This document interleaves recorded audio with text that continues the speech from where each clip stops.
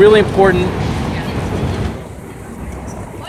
Okay, for a thumb, anytime you're going around the wrist, okay, we want to be careful about the blood vessels and nerves that run through the wrist. So I don't want to put too much compression on that. So the way I'm going to compensate is I'm going to have them open their fingers up real wide, then I'm going to have them push against my chest and try and keep that wrist in a neutral position.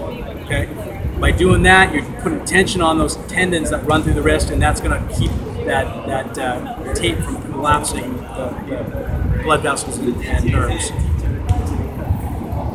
So again, I'm going to go up around the thumb there, come down. That's basically the shape that I'm going to use. And I'll do a couple anchor strips here. I do those continuously. Keep those wide, push. Don't worry about it, you're not going to hurt me.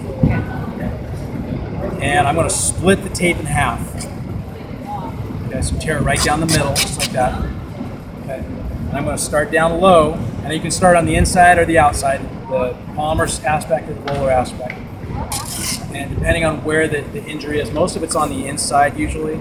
So I like coming up, and it's really easy to put, especially if you're looping around the thumb, to compress it and cut off the circulation, and by the time you're done, the thumb tip is turning purple. So we want to be real careful about that.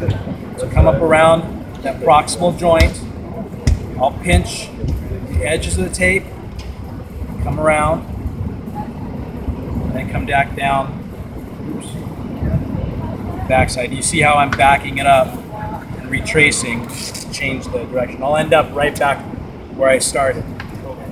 And I'm coming around here. I'm trying, because you got some blood vessels, arteries that run through here. That's why we don't, when you take, anybody's taking CPR, you don't take your blood pressure or the pulse with the thumb, because you got your own pulse. So we don't want to cut that off, otherwise the circulation to the tip is going to be compromised.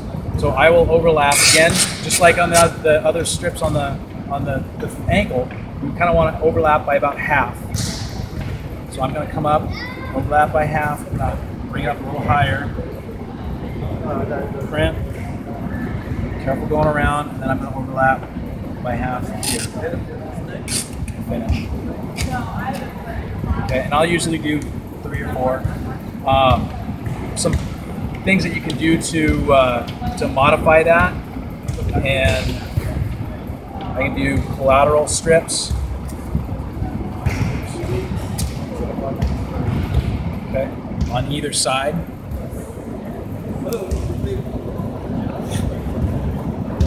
Okay.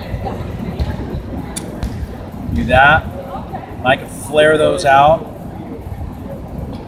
And that'll just give a little more, especially on the inside, that'll give a little more support, preventing that valgus stress. And I need to lightly anchor that down. And then I do another.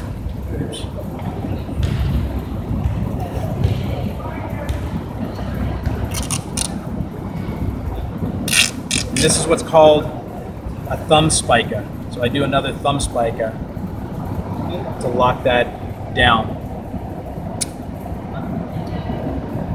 And then seal it up, make it look nice. The question before was, somebody said they used to go around here and they come up between. That's why I do that with football players, and give a good solid base, and then I'll flare a lot of those collateral strips, and then thumb spica, and then seal it down. Okay. So when they go out, but they're catching their fingers on jerseys and stuff like that. So, but when they go out, and that really locks that thumb down, so there's not a whole lot of stress either way. That could be detrimental with your volleyball player. They're trying to get that thumb up and get it in a position that lock it into a position that's not